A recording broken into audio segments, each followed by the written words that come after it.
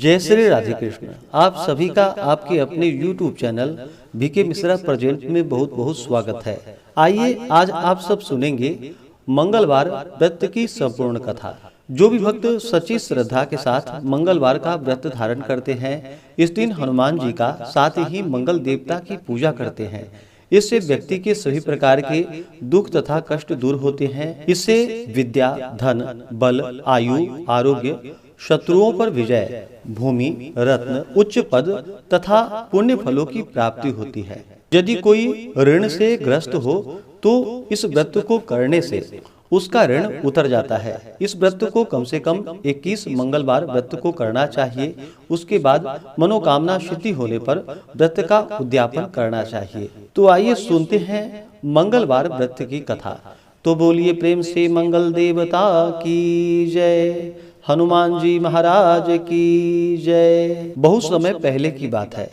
व्यास जी के कथन के अनुसार एक समय ऋषि मुनियों की तपोभूमि परम पावन नैमिषारण्य तीर्थ में भूमंडल के 88,000 शौनकादि ऋषि एकत्रित हुए।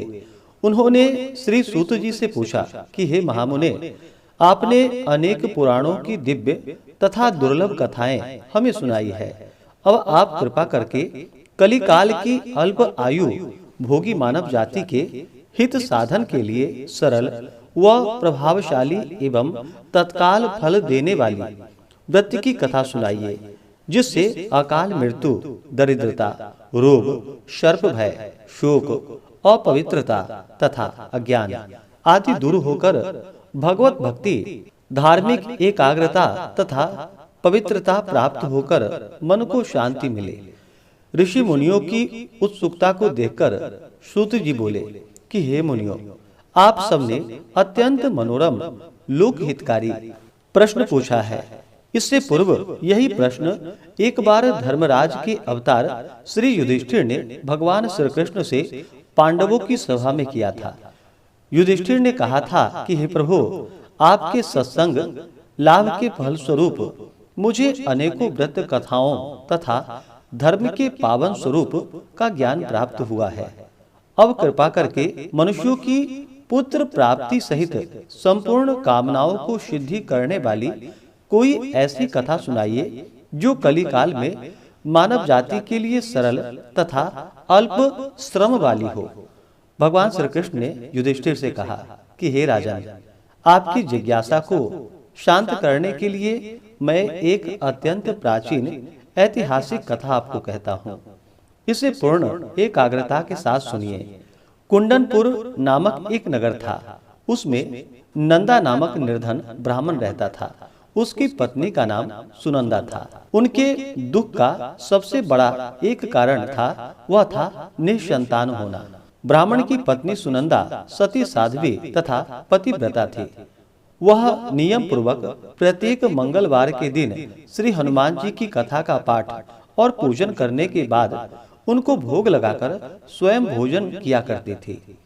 काम की अधिकता से एक मंगलवार को वह हनुमान जी को भोग न लगा सकी।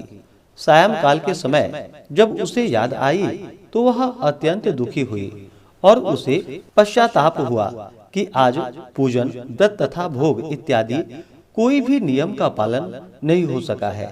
अतएव उसने भी अन्न जल ग्रहण नहीं किया और अगले मंगलवार को हनुमान जी का व्रत, पूजन तथा भोग लगाकर ही अन्न जल ग्रहण करूंगी, ऐसा प्रण करके वह दुखी मन से सो गई।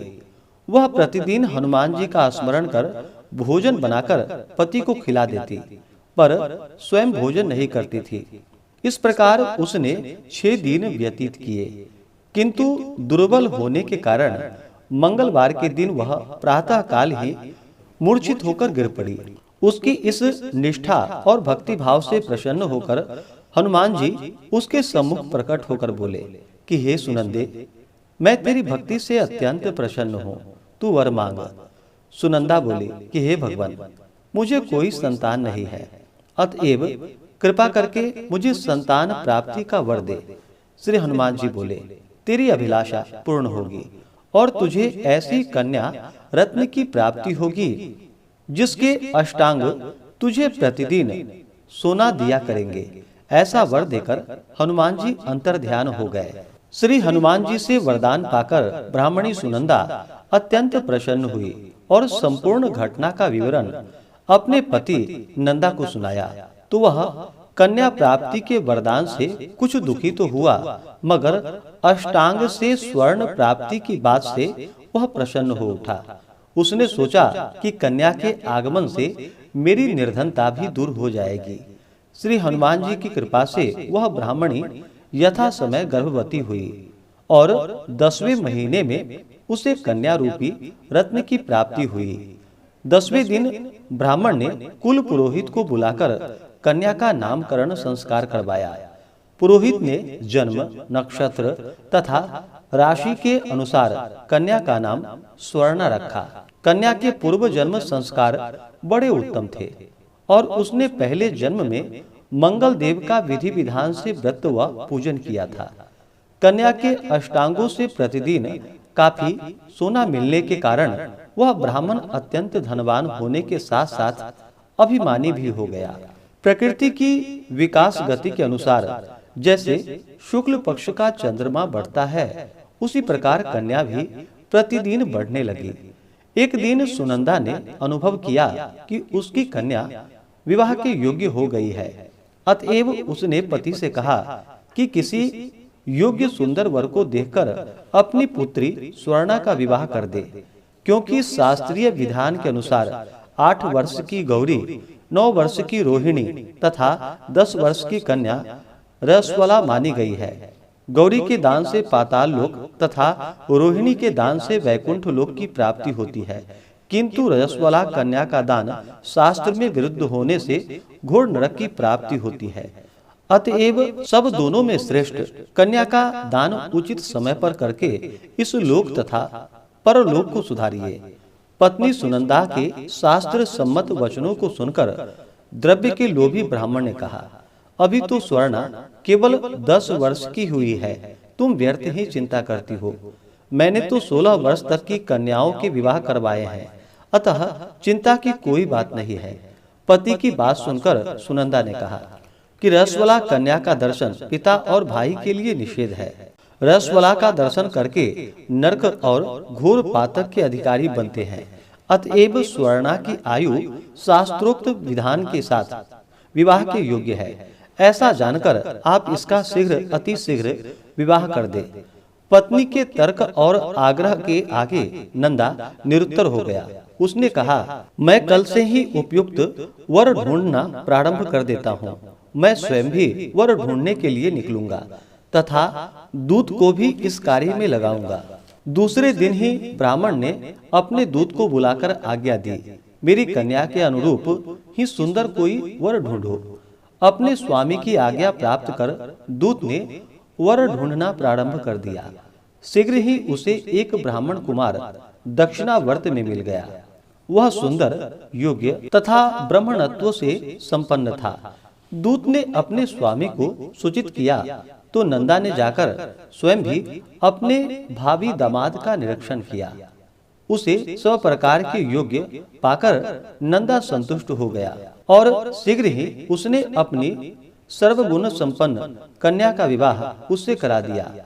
कन्यादान में नंदा ने सब प्रकार के धन धान्य दिए। कन्या का विवाह कर पति पत्नी ने अपने को बड़ा सुखी और भाग्यशाली अनुभव किया। किंतु शीघ्र ही नंदा को मनः स्थिति बदलते उसे देर न लगी। सोने के लोभ के वशीभूत होकर वह विचलित हो गया। उसने विचार किया कि कन्या का विवाह मैं कर ही चुका हूँ, कल प्रातः काल ही अपने पति गृह प्रस्थान करेगी। इस प्रकार अब मुझे पुत्री स्वर्णा के अष्टांग से निकलने वाला सोना प्राप्त नहीं होगा। अब यह स्वर्ण इसके पति अर्थात जामाता सोमदेव को प्राप्त होगा। मेरे द्वारा संचित किया हुआ धन कन्या के वस्त्राभूषणों आदि में व्यय हो गया है। शेष बचा हुआ धन भी कुछ समय में खर्चा हो जाएगा। निश्चय ही इस कन्या का विवाह करके मैंने बड़ा भूल किया है। अब एकमात्र यह उपाय है कि कन्या को किसी प्रकार प्रतिगृह जाने से रोककर अपने ही घर में रखा जाए। इस पर विचार करते करते नंदा रात भर जागता रहा। अंत में उसने धर्म के विरुद्ध एक भयानक निर्णय लिया कि जब कन्या को लेकर सोमदेव अपने घर के लिए प्रस्थान करेगा तो मार्ग में छिपकर उसका वध कर दूंगा और कन्या स्वर्णा को समझा बुझाकर अपने घर ले आऊंगा।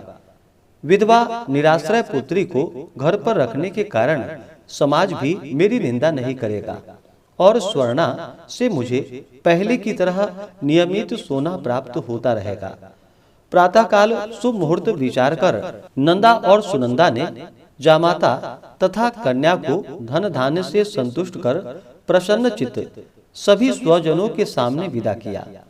इधर सोमदेव अपनी पत्नी स्वर्णा को लेकर घर की ओर चल पड़ा और उधर सोने का लोभी मति भ्रष्ट नंदा एक अन्य मार्ग में आकर जामाता सोमदेव की हत्या करने के उद्देश्य से छिप गया। उचित अवसर पाकर गुप्त रूप से पीछा करते हुए नंदा ने अपने जामाता सोमदेव का वध कर दिया और वह लुप्त हो गया। फिर कुछ समय पति के शव के पास विलाप करती हुई पुत्री स्वर्णा के सामने प्रकट होकर बनावटी शोक व्यक्त करते हुए नंदा कहने लगा कि हे पुत्री, लुटेरों ने तेरे पति का वध कर दिया है। अब तू घर चल, वहां पर ही रहकर अपने शेष जीवन को व्यतीत करना। भगवान की इच्छा के आगे किसी का कोई वश नहीं चलता है। उसे जो अच्छा लगता है वही करता है। अतएव तू धैर्य धारण कर, जो भाग्य में लिखा है वही होगा। इसमें किसी का कोई दोष नहीं है। पिता के कपट नीतिपूर्ण वचनों को सुनकर स्वर्णा बोली कि हे पिता, संसार में पति विहीन नारी का जीवन व्यर्थ है। मैं अपने कर्तव्य का पालन करूंगी। माता पिता तथा सास व ससुर के यश को बढ़ाने वाले धर्म का पालन करते हुए अपने पति के साथ मैं सती हो जाऊंगी, परंतु लौटकर घर नहीं आऊंगी। अपनी कन्या स्वर्णा के वाक्यों को सुनकर ब्राह्मण अत्यंत दुखी हुआ। वह विचार करने लगा कि मैंने व्यर्थ ही इसके पति का वध कर दिया। मेरा धन प्राप्ति का अभिष्ट तो सिद्ध होता दिखाई नहीं पड़ रहा है। इसके विपरीत ब्रह्म हत्या के साथ साथ पुत्री के शरीर त्याग का पाप भी मेरे सिर पड़ने वाला है। इस प्रकार विचार कर पश्चाताप और ग्लानि के वशीभूत होकर नंदा दुखी होकर रोने लगा। विवश होकर सोमेश्वर की चिता बनाई गई। फिर स्वर्णा 16 श्रृंगार कर पति का सिर गोद में रखकर चिता पर बैठ गई। जैसे ही सोमदेव को शव को मुखाग्नि दी गई, वैसे ही प्रसन्न होकर मंगल देव प्रकट हो गए और बोले कि हे स्वर्णा, तेरा पति भक्ति से मैं अति प्रसन्न हूँ। अतएव तू मनवांछित वर मांग ले। मंगल देव को प्रकट देखकर स्वर्णा ने भक्ति भाव से उन्हें प्रणाम किया। फिर विनम्र होकर बोली कि हे मंगल देव, यदि आप मुझ पर प्रसन्न हैं तो मेरे पति को पुनर्जीवन दान देकर यह लोक तथा परलोक सार्थक करे। श्री मंगल देव ने एवं मस्तु कहकर बोला कि हे स्वर्णा, तेरा पति पुनः जीवित होकर अजर अमर तथा महान विद्वान हो जाएगा। इसके अतिरिक्त तू और भी कुछ मांगना चाहो तो मांग लो। स्वर्णा बोली कि हे अमंगल हरने वाले मंगलकारी ग्रहों के स्वामी मंगल देव, यदि आप मुझ पर प्रसन्न हैं तो यह वरदान भी देने की कृपा करें कि जो भी प्राणी मंगलवार के दिन विधि विधान से भक्ति पूर्वक आपका पूजन करे और धूप दीप नैवेद्य लाल पुष्प तथा लाल चंदन समर्पित करे, वह सभी प्रकार के सांसारिक दुखों से मुक्त होकर सुखी जीवन व्यतीत करे। रोग शोक ताप स्वजनों का वियोग अग्नि तथा सर्प आदि उसे कदापि न सतावे। मंगलवार का व्रत करने वाली स्त्री कभी विधवा न होकर अटल सौभाग्यवती रहे तथा पुत्र पौत्र से युक्त सुखी जीवन व्यतीत करे। मंगलदेव तथा अस्तु कहकर अंतर ध्यान हो गए। मंगल देव की कृपा से सोमदेव जीवित हो गया। स्वर्णा अपने पति को पुनः प्राप्त कर अत्यंत प्रसन्न हुई। तत्पश्चात सभी अमंगलों का नाश करने वाले मंगल देव का विधि विधान से पूजन व व्रत का पालन करते हुए पति पत्नी सुखी जीवन व्यतीत करने लगे। इस प्रकार से जो भी भक्त सच्ची श्रद्धा के साथ मंगलवार का व्रत धारण करते हैं, इससे व्यक्ति के सभी प्रकार के दुख और शोक दूर हो जाते हैं तथा मनोवांछित फलों की प्राप्ति होती है। तो बोलिए प्रेम से मंगल देवता की जय, हनुमान जी महाराज की जय, सर्व देवी देवता की जय। तो आशा करता हूँ कि यह जानकारी आपको अच्छा लगा हो। इसी प्रकार से ज्ञानवर्धक जानकारियाँ प्राप्त करते रहने के लिए, व्रत पूजा के बारे में जानने के लिए, कथा को सुनने के लिए चैनल पे अगर आप पहली बार आए हैं तो चैनल को लाल बटन दबा करके सब्सक्राइब करें, साथ में बेल आइकन घंटी को दबाएं ताकि आने वाली वीडियो का नोटिफिकेशन आपको समय से मिलता रहे। वीडियो को लाइक करें, शेयर करें। सुखी रहें और स्वस्थ रहें। जय श्री राधे कृष्ण। धन्यवाद।